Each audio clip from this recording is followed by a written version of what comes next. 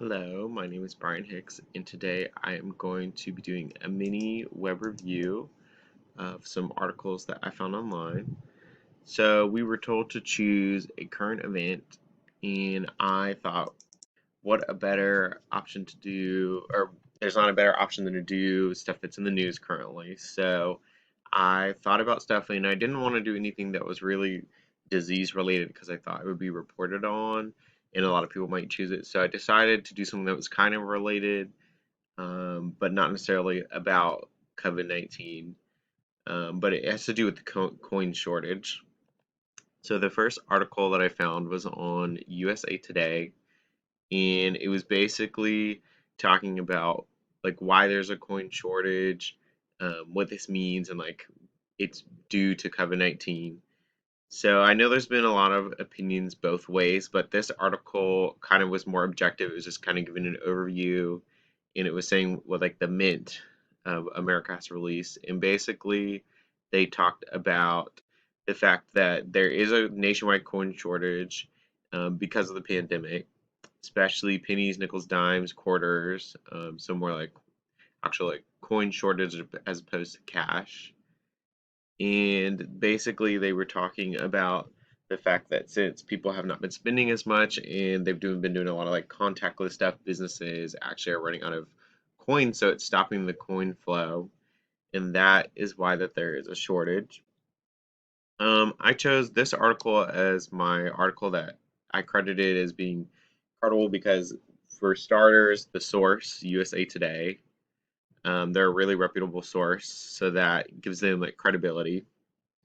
They also gave really good financial statistics,